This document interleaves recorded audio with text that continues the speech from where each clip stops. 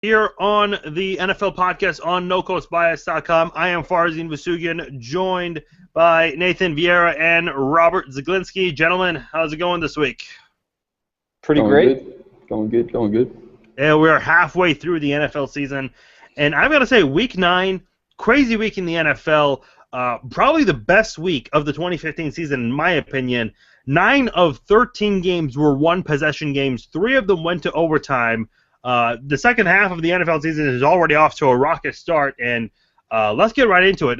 Robert, you and I usually create the rundown, and then we share it with the rest of the crew, Nate and Danny, and we all kind of give our takes. And we just knew this was going to be a fully loaded show. So many topics, and let's not waste any time. Let's get into it. The first topic we've got here on tap for us is Greg Hardy. Deadspin late last week released a few photos of Greg Hardy's ex-girlfriend and the bruises that she had taken on her body. The case was dismissed back in February when she dropped the charges, Greg Hardy's ex-girlfriend, who Greg Hardy had abused.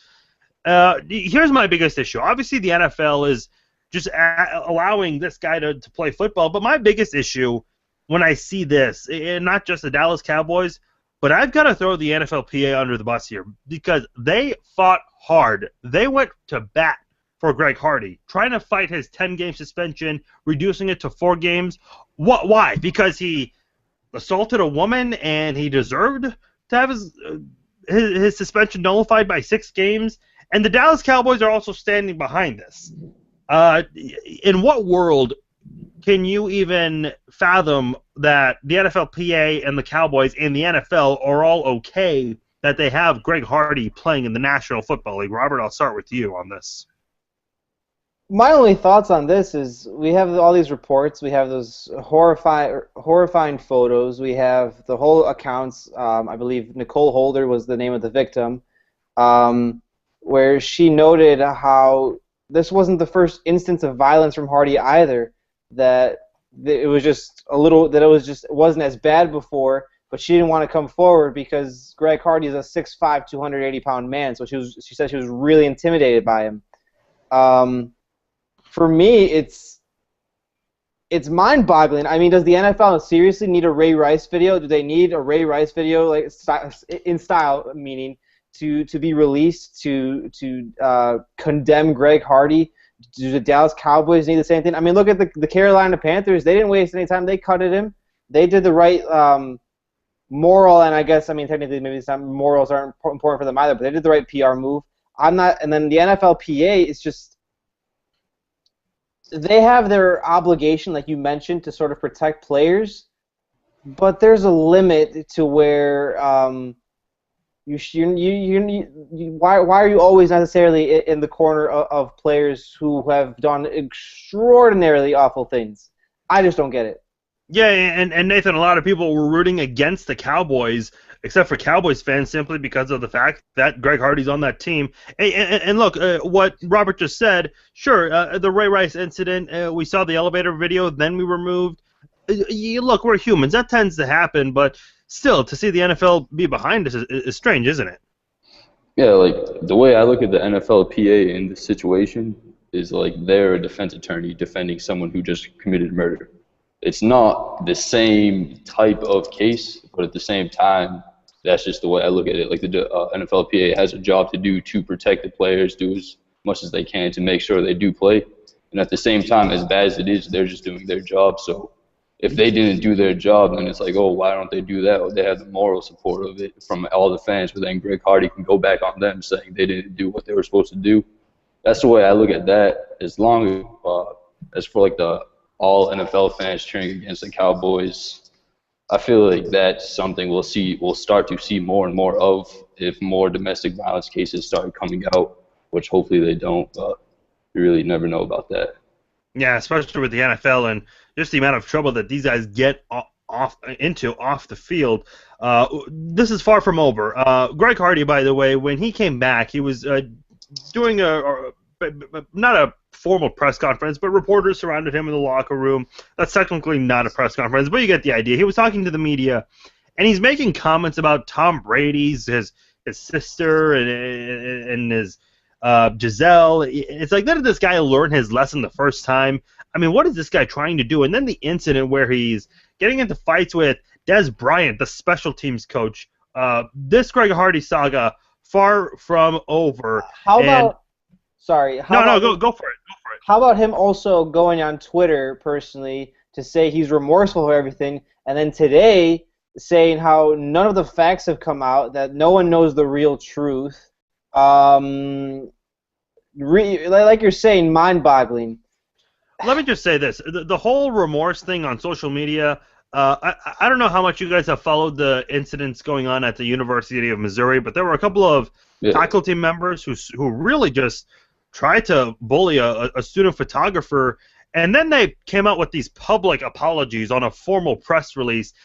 Look, I hate public apologies and public remorses because they don't mean it. They're only saying that because they were caught, and the public is basically bashing them for this. So I don't buy that for 1 minute. But for all we know, this is going to be a long situation and something the NFL's got to deal with. As a final point, though, before we move on to actual football, even though this is something that needs to be noted, we mentioned it last time Greg Hardy came up on the podcast. Is Greg Hardy even worth it to be around? Is he really that good to be playing for the Dallas Cowboys right now? I mean, let's be honest. They're 2-6. They're out of the playoff race without Tony Romo, and this is a guy that's fighting with his own teammates and coaches. This is a guy that has all these damning reports around him and all this controversy around him. Is he really that good to be around on a team that, given all their struggles?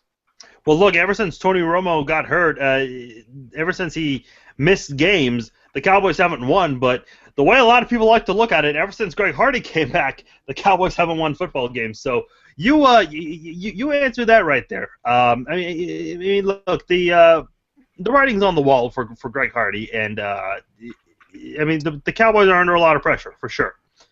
Let's move on to Greg Hardy's former team, the Carolina Panthers, who, by the way, ever since they cut him, they've gone 8-0. They've improved to 8-0. The Packers, by the way, who the Panthers defeated, went from 6-0 to getting beat up in 2 straight games, both by undefeated teams. But look, if you're that top-notch of a team, if you want to be a threat, you've got to be able to show up against these kinds of teams as well. Denver and Carolina, in which Green Bay has failed to do that, and Green Bay is not really the top dog in the NFC North anymore. The Panthers took a 27-7 lead at halftime, and the Packers did rally, but it was too late and not enough.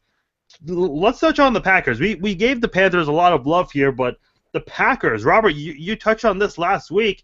This is a team that they are certainly beatable, especially defensively, and the Panthers found a way to do that. Pardon me. Can the Packers rebound, get the NFC North back, and make the Super Bowl a realistic possibility for them this year? Listen, as I noted last week, they're still a top team. If you have Aaron Rodgers, you're still going to win 10, 11, 12 games, even more than that. But it's the same. This is largely the same exact team they've been the last 5 years since they won Super Bowl 45. They can get pushed around by physical teams very easily. The defense is clearly susceptible. There's not that many impact players, maybe besides Clay Matthews or Sam Shields. There isn't really that many impact players. They're not particularly coached well. And Rodgers at times sort of just has to win the game by himself. At least that's what it feels like. Eddie Lacy has lost his job to James Starks. This is an extremely flawed team that hasn't largely changed in 5 years. Now, they can still win the North. In my mind, they still win the North. I know you'll disagree, Farzine. But I don't see them as a Super Bowl team. They don't have the championship defense. I mean, they had it last year. They had a lead on Seattle last year in the NFC title game, for example. But sorry, go ahead. No, go ahead. But they blew the lead as soon as Seattle started actually getting physical with them. As soon as Seattle tried to there was also the onside kick. But as soon as Seattle just tried to run their read option game and use Marshawn Lynch, the game was over for Green Bay. Yeah. The game was over for Green Bay. That's gonna be the same instance for them this year with a team that can push them around. Look, Aaron Rodgers will not admit it publicly in interviews, but you could just tell on the sideline he was caught when he threw that Surface tablet to the ground in frustration. That is when you know things are that bad, when you have to throw that expensive tablet down. There are people who would kill for that. Nathan, you can just tell. I mean, it's starting to get to the Packers a little bit. I mean, they're getting frustrated by this. Like, I don't think their defense is a big problem, but their offense, besides maybe the fourth quarter of that Panthers game, hasn't looked good at all either. And with Aaron Rodgers at QB, you expect them to put up numbers no matter who the team they're playing. And they only put up 10 against the Broncos, and before that fourth quarter, they had 14 points total against the Panthers. So I think this shows how much the Packers actually miss Jordy Nelson than what people thought going into the season. They thought Devontae Adams would be able to step up. He's been hurt, so he hasn't really been able to get in like a full groove or anything. And then Randall Cobb's still a phenomenal receiver, but he's no Jordy Nelson. And their running game has just been atrocious. Eddie Lacy is nowhere near the bat people thought he would be. You look at the Panthers, like I said, they're doing well. We're not going to touch on them too much because we actually recently discussed that, but this was another statement game for Carolina, and they're proving that they are the top dogs in the NFC. But sticking with the NFC North, the Vikings beat the Rams. They are in a first-place tie in the NFC North. Now, if the season ended today, the Packers would win the division, and the Vikings would be a wild card team at 6-2. And look, here's the thing about the Vikings. They're not a high-scoring team, but they don't allow many points either. So one way or another, they are getting it done and now sit atop the NFC North with Green Bay. Again, right now, Green Bay would win the division. We also know it's far from over. The Packers and Vikings have yet to play each other, so we know they're going to play each other twice, and it's the second half of the season. A lot can change the rest of the season for the NFC North. I'm going to start with you, Nathan. I mean, what's your take on the Vikings, and how do you see the NFC North shaping out to finish the season? Honestly, before I got the rundown for today, I had no idea the Vikings were 6-2. I just kind of assumed they were like a middle-of-the-road team, maybe like around 500. They played like that at the beginning of the season too. Yeah, like they had a horrible loss against the 49ers, and other than that, I'm looking at their schedule right now because I don't watch like the Vikings out in New England, but they played really well. They took the Broncos. They only lost by 3. What else? They beat the Chiefs by 6.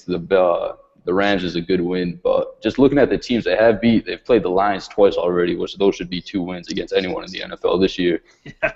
And then, no offense to Robert's Bears, I mean they beat. No, I know what they are. Shots fired. I know what they are. Yeah, don't get all high and mighty though. Don't get all high and mighty. No, that's like right now they haven't had the toughest schedule in the world.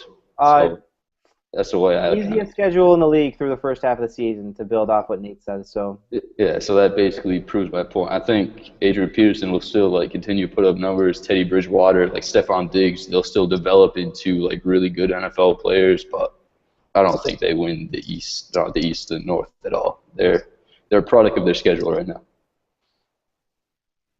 Robert, I know you're very familiar. You get a lot of these games, but Adrian Peterson, as Nathan mentioned, now back at it with the Vikings. And Teddy Bridgewater, I think is starting to come together. A lot of scouts, I think a lot of them were so torn on Bridgewater. No one really agreed on Bridgewater coming into the NFL, but it seems like he's kind of starting to take that leadership role and starting to take charge. And that defense is pretty good, too. I don't think that defense is getting the recognition that it deserves. The defense is playing. I mean, they have a lot of youth there. They have Anthony Barr. They have Xavier Rhodes. They have Sharif Floyd. Chad Greenway has obviously been a long-time backer. They have a lot of talent on that side of the ball, and that helps. That's what's been helping them sort of through this stretch that they've had. But defense wins championships, because I know that's the sort of the narrative you're trying to go through here with Minnesota, because you're really pushing them. But the defense wins championships for you when you have a capable quarterback, and I'm just still not really a fan of Teddy Bridgewater. I mean, 83.4 rating, 1,670 yards, 6 TDs. Really, I mean, you watch Minnesota games. Even watching him against the Bears, he was locked down for largely 53 or 54 minutes against one of the worst defenses in the league. And it wasn't until then, when the Bears went into a vanilla defense, that he took advantage. Teddy Bridgewater, for everything that he's accomplished so far, I can't buy into them even winning the North this year. The team as a whole is probably a year away, but I don't see the ceiling on this team larger in the future or even this year, then maybe a wild card berth. A couple players I want to add that you were mentioning on that Vikings defense. I personally feel like Harrison Smith coming out of Notre Dame, I really liked him. I was kind of hoping he would have came to Kansas City, but the Vikings ended up getting him. And then you look at the secondary, Trey Waynes, the rookie corner, I think he's starting to come together a little bit. Not necessarily a complete cornerback yet, but he's starting to get in there. And Eric Kendricks, the linebacker who they drafted, those were their first 2 draft picks this year for the Vikings, and I think those 2 are really helping out Minnesota just compete right now with the Packers, which is a tall order, and they're really getting a lot of work done. So real quickly, Robert, I'll start with you. You guys know me. I said it before the season. I said the Vikings would win that North. Robert, who do you think captures that division at the end of the season? It's the Packers. The Packers are still a different gauntlet. Like I just said, the Vikings are a year away. I mean, they're going to be really good, even with me not being a fan of Bridgewater. They're going to be really good, but they're a year away. Ask Nate himself last year about New England going into Lambeau and playing the Packers. The Packers are just a different animal when they're motivated, and they're coming off 2 straight bad losses. They're going to be up for Minnesota. Nate, who do you think wins that division? Yeah, I'm going Packers too. I'm looking at their schedule right now. Their next 4 games are against NFC North opponents. 2 of them the Lions, 1 of them the Bears. They at least go 3-1, because then the Vikings, the game in between, possibly more than likely 4-0 against that, so they'll take the division. Part of the reason that I loved Week 9 so much was seeing the Vikings have that tie. The week we had, not only were there great games, but so much happened, and the way that the AFC is shaping out to be, and the NFC as well, but the AFC is looking crazy. The Colts, who have had a roller coaster of a season in the first half, defeat the Denver Broncos. They hand Denver its first loss of the season. And look, neither Andrew Luck nor Peyton Manning were great in this game, but the Colts got off to a 17-0 start. The Broncos tied at 24. Then the game got away. Broncos had a golden opportunity to tie or win late. Crazy sequence of events. Manning throws a pick. Tied at 20. Tied at after the Colts broke the tie. Excuse me. And then the Broncos defense forces a third down. But what happens? Aqib Talib pokes Dwayne Allen in the eye because Dwayne Allen and I think it was Von Miller got into a bit of a shoving contest. Talib, we'll get into a suspension in a second, but he basically insisted that it was an accident. The Colts made a field goal in the end, and they were getting ready to kick the football off to Denver, but Danny Trevathan is flagged for defensive holding, and then Talib commits another unsportsmanlike penalty. So the Broncos defense gets 2 penalties, and look, you're down by 6. You probably would have had the ball with 15 seconds to go. Look, you never know sometimes in sports. Crazy things could happen, but I'd rather have 15 seconds than allow the other team to keep the ball and kneel it. That's exactly what happened. The Colts got the ball, and they just need it. They decided to take away their own field goal because they don't want to give the ball to Peyton Manning, which is a smart move. The Broncos really had an opportunity to form a complete comeback, and they just shot themselves in the foot because the best defense in the NFL, they look like the most undisciplined defense in the NFL. Nate, I'm kind of curious what you thought of this when you saw the defense just basically blow the game like that in the end. It came as a shock to me, just based off what like the Broncos defense has done all year and what I've seen from the Colts. Like the Colts haven't been anything promising like they should have been, like leading into the season. I mean, and the Aqib Talib eye poke, that's just bush league. He can say he didn't mean to do it. Watching the replay, it was clear he stuck his finger right in the guy's face mask, meaning to do something. So either way, it deserves a penalty. This, that. I mean, he can say whatever he wants, but he meant to do that. But it's just. The Broncos came off looking so strong against the Packers, and then to lose to an underperforming Colts team just isn't a good look. That's all I got for them. They're performing the Colts are performing at level. Let's be honest, they're not that good. But as far as my thoughts on the Broncos, I mean, this is what we've been talking about all season. I mean, really, their offense came out flat. The defense, for the first time, didn't look like the invincible defense that they've been in the first half, and the struggles they've had all season, despite the undefeated record offensively, came out and shined through. I think, Farzin, you're talking about the discipline, the lack of it rather, that Denver showed in that final sequence, I think that was just more a product of frustration that they were losing to these Colts of all teams, that they were on the precipice of losing to these Colts after such an awful performance early. Yeah, and look, this could have been a big boost for the Colts, but the Colts also suffered a big loss in this one as well, even though they came away with the win. By the way, Aqib Talib, the quote was, "You think I play football to poke people in the eye?"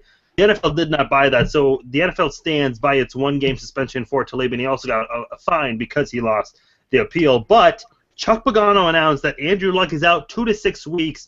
Now, the Colts did say earlier today that they think it's going to be realistically at least a month. But Andrew Luck suffers a lacerated kidney and a partial tear to the abdominal muscle, and that is a huge blow. You think about Andrew Luck, I know he hasn't been great this year. He's getting booed by his own fans, but look at the AFC playoff picture, which we're going to jump into right now, because the Steelers beating the Raiders, that had huge playoff implications, at least with the wild card picture, because we know the Steelers and the Raiders, they're behind the Bengals and the Broncos. They're not going to win the AFC. And look at Ben Roethlisberger. He's going to miss 1 to 2 weeks because of a foot sprain. Now, the thing about Roethlisberger is he's already missed 4 games this year due to a knee injury, and the Steelers went 2-2 during that stretch. Oh, by the way, Le'Veon Bell is lost for the season due to an injury, so you have that to deal with if you're the Pittsburgh Steelers.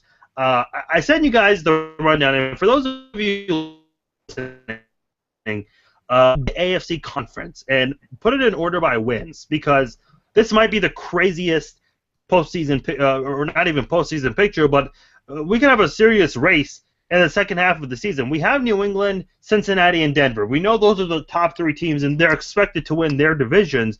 But then you look at the rest of the AFC. Everybody is within 3 games of one another. The Jets and Steelers have a wild card. The Colts are leading the AFC South, but the Colts and the Steelers are without their quarterbacks. So teams like Buffalo, Oakland, that are half a game behind the wild card winners right now, and then teams like Kansas City, Miami, and Houston who have 3 wins, and then you look at the teams that have 2 wins. Everyone has a chance. I mean, no one is far behind, and with all those injuries that occurred, not only are the wild card spots wide open, but the AFC South is wide open. If you thought Houston was out, look, Houston probably has a legitimate chance of capturing that AFC South. This might be the craziest conference I've seen, and I think it could be similar to 2002 when 13 teams were in need of a win to either make the playoffs or get a number 1 seed for the AFC. Robert, just looking at this, look, even the worst team, the Browns and the Chargers at 2-7, they have reasons to feel good about possibly turning things around because they're not that far behind.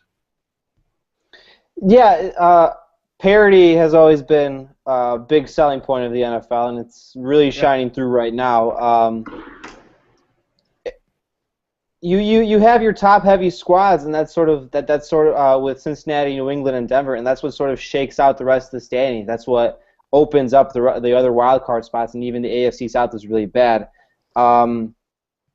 With the Colts and their divisional standing, I mean, they're going to be without Andrew Luck, but it's not like they're going to have someone incapable or inexperienced playing. I mean, Matt Hasselbeck is a very capable backup, and it is the AFC South. So Houston has more than they should feel good about themselves in trying to beat Hasselbeck, but it's not like it's still going to be easy for them.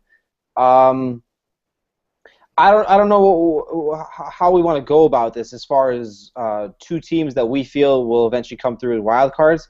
Because, I mean, the Steelers, Roethlisberger is only going to be out 1 game. It's only 2 weeks, really, because But even so, the Steelers have struggled with or without him this year.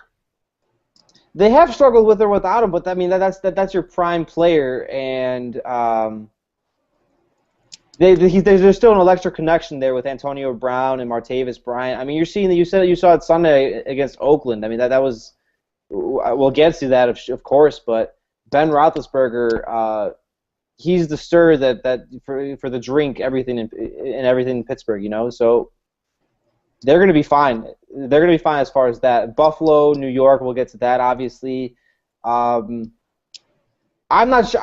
I agree with you. There's a lot of parity, but I'm just not sure how much of these teams should really feel good about themselves, given where they are. Nathan, I know you're enjoying a nice cold beer somewhere right there. You're just not showing it because your Patriots are sitting on top of the conference with the Bengals, and then the Broncos are right there. But gosh, the rest of the AFC, I mean, who knows? We might see 3 teams from one division make the playoffs, and then there's a chance that we'll have a team under 500 also make it to the playoffs. Someone from the AFC South. This conference is wide open. You can't say that about the NFC. Sure, mathematically, no one's eliminated yet, but in the AFC, when you have certain teams that are within 3 games of one another, hey man, it's a wide open contest, and we're halfway through the season. There's a lot that can happen. Yeah, I'd be all for just like not allowing any AFC South team in the playoffs this year. Like none of those teams deserve to be in it at all. That's just Yeah, if we could have 4 wild cards, if we could have 3 wild cards instead of a division winner, I would be perfectly okay with that. I know like the NBA, they want to like talk about that. That's a whole different story for a whole different podcast. But if they just did that for this year, just took out like the Colts, Texans, Jaguars, and Titans, just told them like you guys can't play in the playoffs this year, and just put in another wild card team, I think for one that would make the playoffs a lot more enjoyable. But we know that will never happen. Well, just the whole situation is just crazy how like this has worked out. How the Colts are supposed to be that dominant team of the AFC South, and they're only a game above the Houston Texans, who have had like Mallett and Hoyer basically switch off at quarterback back and forth until Mallett just erupted and decided not to show up anymore, and then he got cut.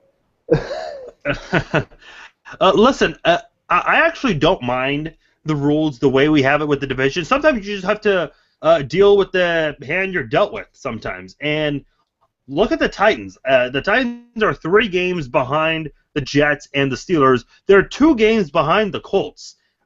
If we were going to talk about Tennessee trying to sneak into the playoffs, we would have said, hey, it would probably have to be through a wild card. Tennessee has 2 ways that they can sneak into the playoffs, which is crazy, but it's possible. You look at the basically. I don't want to turn this into game theory, but you look at all the possibilities and all the outcomes, and if you're a team at the AFC South, you have to feel really good, because if things just don't go well, and again with the injuries that we're starting to see, and especially Pittsburgh with how it's really hurt its offense. And look, injuries, you never want to see them, but they're part of the game. You got to take advantage. You don't apologize because someone's at a disadvantage. You try to do whatever you can, and this is wide open. I have to say, it looks ugly because there are so many teams, and there might be a team under 500 that makes the playoffs. But I actually like it because that creates a big race. I love it. You guys have seen the movie Rat Race, right? Yes. No. I mean, it's an old one, but with Cuba Gooding Jr., Whoopi Goldberg, a few others. But it's like you have everyone so close, everyone's so crazy and so different, and all these players are just they're about the end, and they're all so close. And I kind of feel like this is a rat race itself right here. So not only are we going to have a crazy wild card ending, but we'll also see a crazy division winner in the AFC South. Unless the Colts somehow surge with Matt Hasselbeck, as you mentioned, they are 2-0 with Hasselbeck under center. Robert? Wait, so you're making the comparison that all of the bottom-feeding AFC teams are basically just fighting for scraps? They're fighting for $2 million, as they did in the movie. Okay. That was actually pretty good. Let me say something, though, because let's say one of the wild card teams are under 500 and the AFC South winner is under 500. We saw the Panthers last year, and I understand the Cardinals dealt with injuries. They lost Carson Palmer for the rest of the season, but we saw the Panthers win a postseason game. We saw the Saints defeat it was the Seahawks who defeated the Saints a few years ago. They were under 500. So when you get to the playoffs, it doesn't matter what your record is. Everyone's 0-0. It's basically a new season with 12 teams at that point, and it's a new contest, really. So if I'm any of those teams, Kansas City, Miami, Houston, San Diego, Cleveland, whoever you are, it's a new season. You have a new slate to really start over when you get to the postseason. Look, it really is a new season because what you did in the regular season doesn't mean anything in the postseason. We've seen that a lot with Peyton Manning over the years and how many times he's lost in the first round. So I think it'll be a fun, not just a wild card race, but just an AFC conference, just the race that those teams are going to have. I don't know if you guys have any final thoughts on that, but I kind of wanted to leave it open-ended if any of you guys wanted to add a statement to that. No, it'll definitely be fun to watch, but they're basically playing for a first-round loss in my eyes. And the It'll be Colts are great. probably Yeah. they're absolutely if New England. I mean, we may not even play him because we'll most likely have a first-round bye, so I'm not worried about this little rat race going on. But like Farzine said, it'll And the definitely be Colts- interesting to watch. the Colts will be the first team to ever win their division at 6 wins. So that's my final thought. Let's be Oh honest. gosh, Maybe 6 wins. A 6-10 team. I remember there was a time when people thought there was no way a team at 500 or under 500 would win a division, and now we have teams below 500 making it, and it's very possible it happens in the AFC South. That's why I was so excited for Week 9 because of just how. And again, I'm not excited for injuries, but again, they're part of the game, and they shaped out a crazy conference in the AFC, and there's so much to feel good about if you're any of those teams that are a couple of games behind the wild card players or in the AFC South. So we'll see how it goes. I think it'll be really fun to watch and fun to keep an eye on. Last topic before we get into our midseason awards and also our key games. This is probably one of my favorite stories. Again, another fun thing that came out of Week 9. Going back to the Vikings game earlier this week, former safety and NBC analyst Rodney Harrison basically threw shots at Jeff Fisher after a Rams safety, LaMarcus Joyner, hit Teddy Bridgewater with a cheap shot. Bridgewater was knocked unconscious in the fourth quarter, and Harrison commented on this. And again, I don't know how many people watch. I don't even know what the football program is. It called Football Night in America? It's called Football Night in America. For the Sunday night. I don't know who watches that because everyone's watching CBS or Fox, depending what games you're getting and what market you're in. Everyone's watching football. No one's watching the pregame show on NBC, with all due respect to the guys on NBC. But Harrison commented and said, I wasn't surprised. He's referring to the head on Teddy Bridgewater. I wasn't surprised it happened because it happened to me in 2006 when Bobby Wade, wide receiver, came, chopped my knees, tore my knee up, and I'm laying on the ground looking at Jeff Fisher, and he is smiling and laughing. So this is a typical of a Jeff Fisher team. Jeff Fisher was asked about this on Monday, and he responded with by far the best response ever. He did his homework. He obviously got help. He obviously got help from his PR guys. Real quickly, I'll read the quote. He says, "You have to consider the source. This is coming from a guy that had 18 unnecessary roughness penalties, 7 personal fouls, 4 roughing the passer penalties, a total of 77 penalties in his career as for a defense, which was quite a lot for a defensive player, and was voted 3 times the dirtiest player in the National Football League, and was suspended for a hit, helmet-to-helmet hit, on Jerry Rice in 2002. Harrison responded to this and talked about how if he is a dirty player, he knows what a dirty hit is, and that he's played in multiple Super Bowls, which he accomplished nothing with that response. Give it up to Jeff Fisher, winner technical knockout. Drop the mic on that one. Come on, Nate. You even know that was he played for the Patriots. You've got to admit, Jeff Fisher won that one. Like, for Rodney Harrison to say all that, I'm pretty sure he had that dirty hit on Trent Edwards, one of those quarterbacks back in the day, where he basically just like dove at the guy's knees after he threw the ball and said it was by accident. Like, for Rodney to say all that, I understand, like, maybe he got, like, hit in a dirty play, but he's by far, in my short 20-year life, one of the dirtiest players I've ever seen. But to stand up for my former Patriot, Sean Merriman on the Colin Cowherd show also, like, recounted a time where a Jeff Fisher team, like, targeted him. Where Sean Merriman said, like, he ran into Vince Young after a play and knocked Vince out, hurt his ribs. I think Vince was done for the year. So then the next, like, 2 or 3 plays, Titans players just kept going at Sean Merriman until he, like, basically tore up his whole knee. And he talked to players years later and said, like, that was, like, their job to do. Like, Fisher told them to do that. So I don't know how true that was. I was just watching the herd one day. It came up. I was like, oh, that's interesting. But I'll defend my boy Rodney because he got a little tag. Your boy Rodney. Yeah, Super Bowl champion Rodney Harrison. I'll just add that. Oh, Super Bowl champion Rodney. Wasn't Rodney Harrison also the guy that let David Tyree clean the ball to his helmet? First it was Jeff Fisher and Harrison. Now it's guys on our own panel here. Gosh. Yeah. No, I'm just saying this is that was like a bit of a karmic retribution for that. Wasn't necessarily a shot at Nate, but he No, was trying to defend Rodney Harrison. I couldn't hear him. I had Super Bowl rings in my ears for a second. I couldn't hear him. But Robert, you got to agree, though. I mean, Rodney Harrison, he doesn't really have a lot of room to comment on things like this. Like, look, you're Rodney Harrison. You really have a reputation for being dirty. Who are you to come out and call out another person for this? It's a classic case of pot calling the kettle black. Rodney Harrison just wanted to say something. He wanted to say something noteworthy to drive news to, like you said, an irrelevant football night in America. Listen. He has no relevance whatsoever to Jeff Fisher, and for him to even come out with any kind of comments on a current professional head coach while he works in irrelevance with a mute Tony Dungy, I don't even understand. Oh gosh, Robert's coming out with. I mean, you're having one crazy day because you're coming out guns blazing. But yes, I do agree. I love Tony Dungy, a great head coach in the NFL, but not really the greatest guy for television. But gosh, really just an entertaining back and forth from Jeff Fisher and Rodney Harrison. Let's go ahead and move on, guys, as we're getting ready to wrap up our show. Last few minutes here on our show. We're halfway through the season, as we've mentioned. It's such a crazy first half and a crazy start to the second half. But we're gonna give out our mid-season awards this season. And Nathan, I'm gonna start with you. You got the first one here. Who do you have for the comeback player of the year for the 2015 season so far?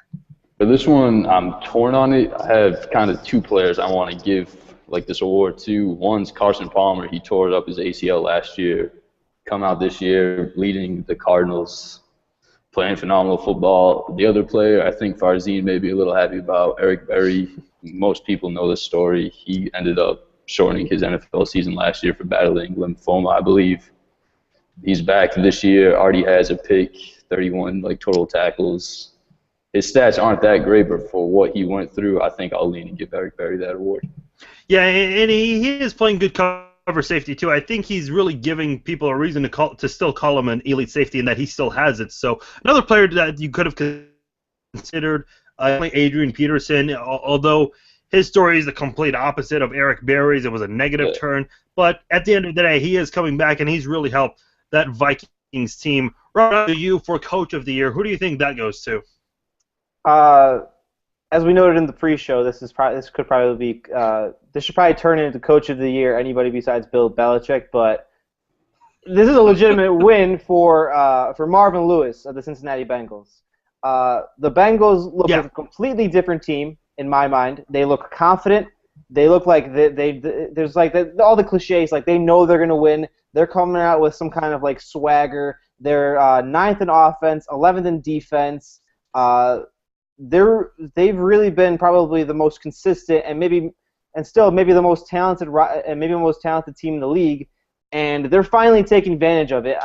People have dogged on Marvin Lewis for years for his lack of playoff success, and people have wondered why he's still coaching the Bengals.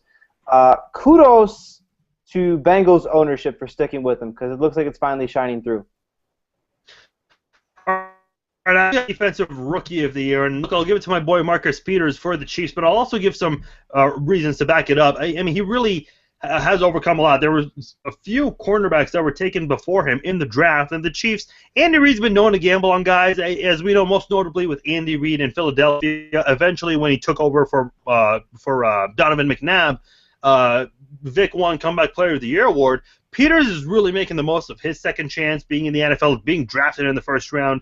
And on the first snap where the Chiefs were on defense and the Houstons got the first snap of the season on offense, Marcus Peters gets an interception. So immediately, right out of the gates, this guy's making noise. He's got 3 interceptions. He's really done a lot of good things on defense for the Chiefs, and that's why I give him the Defensive Rookie of the Year award. He's also got a touchdown to go along with one of those 3 picks. Did it against the Broncos in Week 2. To say you did it against Peyton Manning, that's definitely a story to tell once your career is over, his young career, so hopefully he's got a lot of time left. But let's move on with these awards, and next I got you, Robert. I've got the Defensive Rookie. Who do you think is the best offensive rookie so far this season? This is another 2-horse race. I think you gentlemen would agree. Todd Gurley and Amari Cooper. Gurley is the first running back since Adrian Peterson to have 4 120-yard games so far. That streak was broken, of course, against the Vikings. And Amari Cooper, obviously, the electric rookie with a connection with his second-year quarterback, Derek Carr. I'm going to have to give it to Cooper.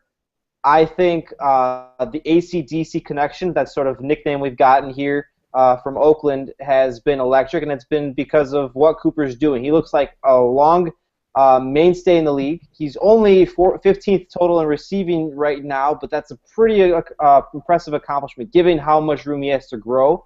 And he's been largely the reason that Oakland's even in the wild card race. So Amari Cooper, Offensive Rookie of the Year. Yeah, and that Oakland team has really making a surge. I think Oakland, not necessarily a top dog team, they're not a top tier team, but they've been a pleasant surprise. They were in position to make the playoffs if the season ended last week. Right now, they would be eliminated, at least out of contention. But they still have a chance because they're just half a game behind, and with all these injuries, you never know. Let's keep going with this. Nate, you've got the Defensive Player of the Year award halfway through the season, and as we continue with our mid-season awards, who do you give that to? I want to give it to my guy, Chandler Jones. He's leading the NFL in sacks right now. He's basically anchoring. Really? Never mind. Okay. He's anchoring a defensive line, well, defense in general for the Patriots that really has been overlooked all year. He's just been playing phenomenal just with his pass rush alone. But I'm going to take a little different route. Josh Norman, guy burst onto the scene, I want to say late last year. This year he's been a shutdown corner. I feel like that's not getting as much attention. Maybe he is. I don't really watch ESPN that much anymore. But I'll just give it to Josh Norman. He's tied for second in the NFL in picks on a great Panthers defense. Some people may disagree, say J.J. Watt. That's kind of the normal pick. But I'll take a different route, and I'll say Josh Norman takes it. All right, I'm going to go with Offensive Player of the Year, and I think this one's a little obvious, but I'll still provide some reasons on this one. And Nate, I know you wish you could have been all over this, but I'm giving it to Tom Brady. I mean, look, he's dominating the league right now. He leads the NFL in touchdown passes with 22. He only has 2 picks this season, and of course he's leading a football team that's 8-0 right now. And I could be wrong, but I'm going to go to Robert. I don't know who your MVP is, but I'll stop right there. Maybe you have more that you can add on to this, unless you have a different guy. For me, when I was going to go with my MVP, this was a tough choice, obviously, because Tom Brady has been unquestionably the best player in the league, but I feel often that MVP is an often narrative-driven award depending on the quality of the player's play, right? Yeah. If New England goes 15-1, maybe 14-2, 16-0, it's Brady's to lose. Brady will win MVP. But let's not discount Andy Dalton. Let's not discount Andy Dalton, who only has 4 picks, 18 touchdowns, who's thrown 18 touchdowns, and he's been largely the biggest reason for the explosive Cincinnati offense to finally be playing up to the capabilities we've waited for them to get to for years. So if New England is up there and stays in the upper echelon like we expect them to, I'm going to stick with Brady. He's been the best quarterback in the league. He's been the best player in the league. But watch out for Dalton should the Patriots slip. I know Nate thinks that that's irrelevant. So, but Brady for MVP, I guess, will be my pick. Yeah, and I think Carson Palmer is also worthy of that consideration. And look, Nate kind of mentioned why for comeback purposes for that award. But look, when he went down, the Cardinals slipped, and they had a first game postseason exit last year in the playoffs. So that's another guy I think worth mentioning. But yeah, I think Andy Dalton's a great person, especially with how much he's really improved this year, how much he's matured and led that Bengals team right now to an undefeated season, trying to fight with New England for that top spot. But guys, let's go ahead and give our dark horse, and then we'll give our Super Bowl matchup prediction. Who do you guys think can make a big second half surge to finish the season and possibly sneak into the playoffs? I'll start with you, Robert. Who do you have? There's a multitude of teams as possible dark horses. We mentioned this. This was an early topic in our earlier podcast this season. The Seattle Seahawks. Bear me out. They are a dark horse right now. They have won 2 straight games. The offensive line is starting to come together. They're starting to use their read option more and what they're successful in offensively. And the defense is still one of the best in the league. It's coming together again. Seattle's not going to win the NFC West. and we're not spoiling anything of our picks later. They're not going to win the NFC West, but they're going to be a wild card, and they're going to have that sort of underdog role to make a second half surge. They have almost all of their division games in front of them. Seahawks is my dark horse. All right, Nate. How do you think the Patriots make that dark horse second half surge? Well, I think they go undefeated again, but yeah. But no, seriously. Yeah, the Seahawks are actually be my dark horse too. I was looking at the standings right now. They stand 4-4, which would put them tied for second in the NFC West with the Rams. I think they'll turn it around the second half. Things are starting to click. Maybe Pete Carroll realizes Jimmy Graham is actually on his team. They may throw him the ball a little more. That's just a little prediction that should most likely happen for their sake and my fantasy football team's sake. But yeah, I'll say the Seahawks are still, you can't really write them off. I've kind of talked bad about them on the podcast, but you can't write them off. They've come off back-to-back Super Bowls. They still have a top 5 defense in the league. Russell Wilson's the best game manager in the league, so I'll say the Seahawks is the dark horse. Shots fired! Oh my God. Here's the thing. I don't know if this is necessarily a dark horse. Because I think people are. Instead of go with the Oakland Raiders, because I really like their draft this past year, and I think last year's draft, all those pieces are starting to come together, and I think they're starting to become a more complete football team. I wasn't quite sure if they would necessarily compete for a postseason spot this year. That is where the Raiders have surprised me, but at the same time, I'm looking back thinking maybe they shouldn't have surprised me. But I think to a lot of people, they have been a pleasant surprise. And the Raiders, I think, are my second half team. I think the Raiders do get their first postseason appearance since that Super Bowl loss to Tampa Bay. And we might see that historic black and silver franchise get back and start becoming a more relevant team. Robert, did you have something you want to add? No, I think a lot of people have just, to build off what I said about Seattle, I think a lot of people have just sort of written them off. I mean, they've had a few primetime losses, and they haven't been playing as well. Listen, like Nate said, they still have a top 5 defense. They're still phenomenally talented. I think even somewhat we've written them off, but they have all their division games in front of them. They're going to be there in the end. Just watch out. Great defense, too, but look, I know Russell Wilson, kind of like Teddy Bridgewater, people are still kind of torn of him, especially when they evaluate him. I think we've got to remember that the Seahawks, they've been in the Super Bowl the past team that they could make a second-half surge after trying to figure it out. Speaking of the Super Bowl, as I just mentioned, we've got to give a Super Bowl matchup prediction. I've kind of changed mine throughout the season. I've been good. My preseason pick, the Colts and the Giants, not looking too hot right now. I'm sure a lot of our preseason picks not looking great. Nate, I'm going to start with you. Who do you have right now? You have a chance to, you get a redo on your Super Bowl matchup and who you think is going to win. Who do you think makes it and who wins? Well, my Super Bowl matchup, when we did the no-coach bias preseason picks, I actually had the Cardinals and Patriots. So I'm going to ride out with that. I like how the Cardinals play defense. Their offense is clicking more and more as the year goes on, and the Patriots for very obvious reasons.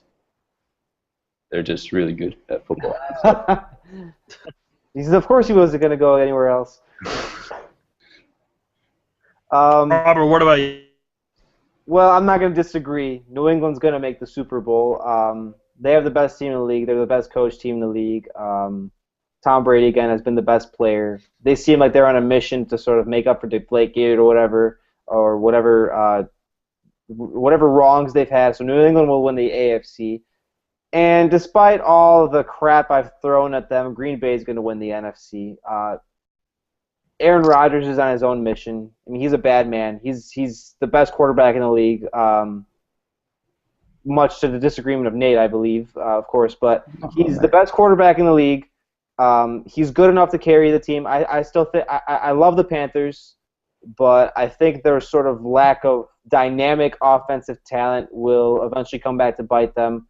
I think I'm going to stick with Patriots and Packers in the Super Bowl, and then of course I can't pick the Packers to win, and I also think New England's a better team. So New England wins Super Bowl 50 in San Francisco. All right. See, I'm a little torn with the AFC because looking at New England, look, don't get me wrong, they're a great offense, but I want to see a defense really challenge him. And the Jets, they kind of did that, not too much, because Brady still threw for 350 yards, I think even a couple more yards against that Jets defense. That hasn't looked as good as they were earlier in the season. I still want to see teams like Cincinnati. It's not going to happen in the regular season, but teams like Cincinnati try to challenge the Patriots. It could happen in the postseason. I really like Cincinnati's defense. I also like Denver's defense, but I'm going to disagree with you with the AFC. I think one of those defenses might be able to prove themselves against the Patriots, and I've got to go with Cincinnati. I like what they're doing offensively, but I also have to praise defenses because I think they do a lot, and they don't get enough recognition. And that I think that Bengals defense, as great as the offense is, when you're 8-0, a lot of times the offenses get a lot of the attention. So I think the defense for the Bengals hasn't gotten the glory as much. So I think the Bengals can really make some noise and make it to the Super Bowl. By the way, the Bengals right now have the longest drought of a postseason win, longest of any team, and they're certainly hungry. That franchise and that city definitely wants not just a playoff win, but a Super Bowl win as well. As for the NFC, I've got to say, I really like the Cardinals. Even though the Panthers are the top dog in the NFC, I really like the way that team is playing under Carson Palmer. I kind of mentioned it with our predictions for midseason awards. I really like this team and the way they're functioning with them, offensively and defensively. Palmer leads the NFC in touchdown passes with 20 and also has the best quarterback rating there. So I think those two teams, for me, if I could get a redo right now, I'd say the Cardinals and the Bengals. Well, who wins?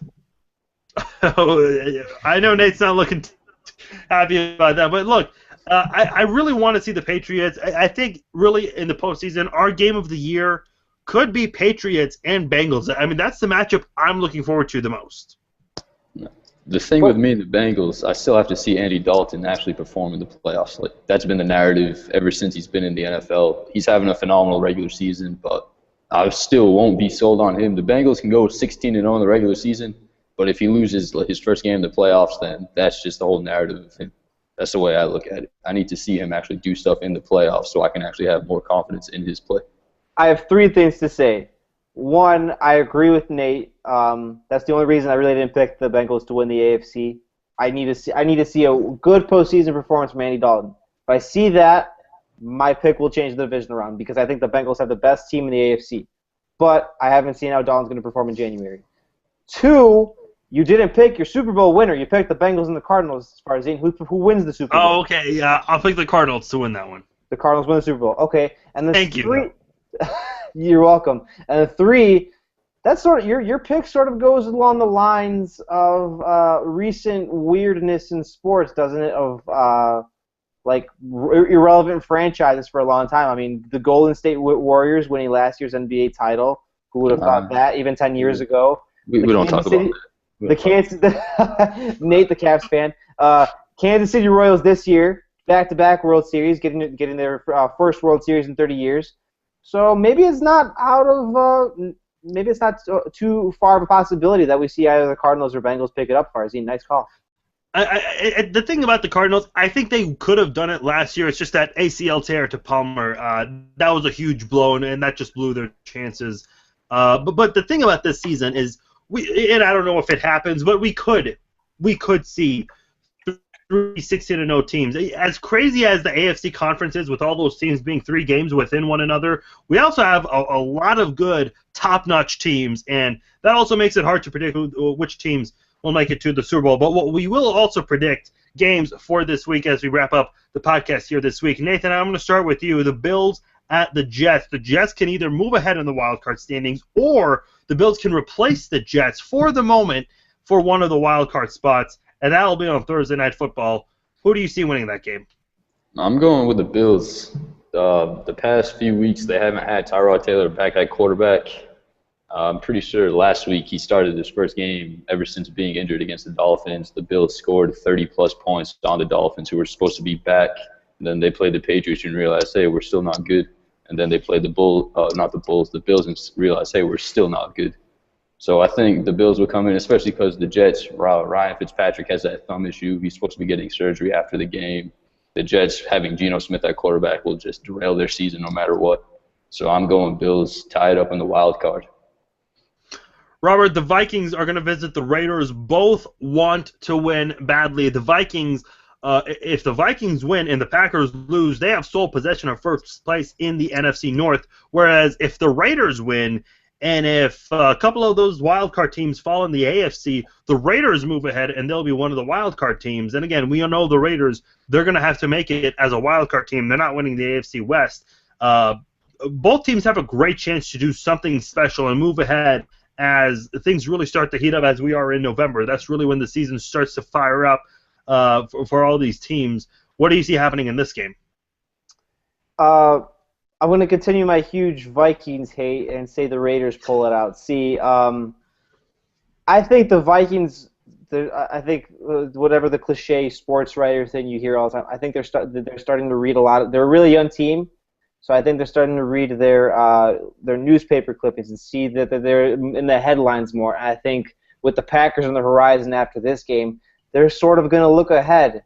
And this is a big – not that the Raiders are a bad team, that it would be a trap game, but this is a sort of a trap game for them where they're going to – I think they're going to get caught looking ahead. I think the Raiders are going to come out with more flair. I think Amari Cooper and Derek Carr will continue their great connection they've been having. And the Raiders pull it out. Last game here for our key games for Week 10. Cardinals at Seattle. And we touched on both of these teams earlier in this podcast. Fighting for NFC West supremacy, and it's going to be on Sunday Night Football. By the way, I didn't realize this. And I don't know how. I'm sure it's happened, but it's not often. Both of these teams are coming off a bye, so no one really has an advantage in terms of having a long week to prepare for this game. Both of these teams have had plenty of time to prepare, so even the team that's traveling, it's not like they're suffering so much from a short week because they've had a long week there. But the Cardinals, they are running the NFC West, and the Seahawks want to fight back and get back that NFC West while they are riding a 2-game winning streak.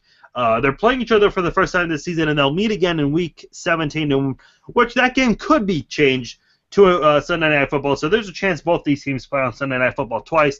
Fun, weird fact, the way the Seattle Seahawks have been, they've lost 2 in a row to start the season. They won 2 in a row. Then they lose 2 in a row, and then they win 2 in a row again. So make of that, I'll let you guys decide. But I said with Palmer earlier in the show, leads the NFC in passing touchdowns and in quarterback passer rating.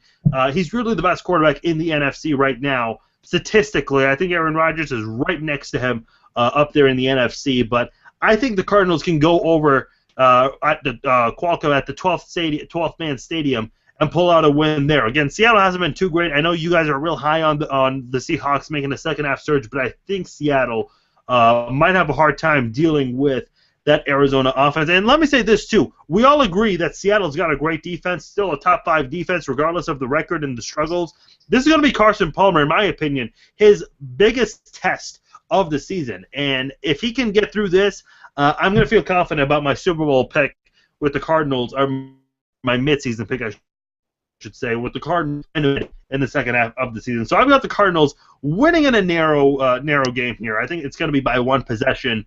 And I think they've got the special teams unit to get it done if they need to do it on a last-second field goal.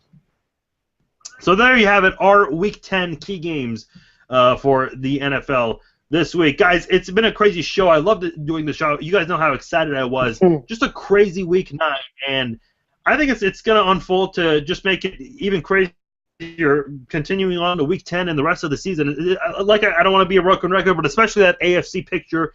And then all these dominant teams. You got the Panthers, the Cardinals, the Packers, and of course in the AFC side, the Patriots and the Bengals. And I think the Broncos, despite the loss that they just suffered, their first one, they're still up there. That defense is probably the best right now in the NFL. So I don't remember a time where we've had so many teams so close to each other, but at the same time, so many dominant teams. I think this really has to be one of the more entertaining NFL seasons for me, at least.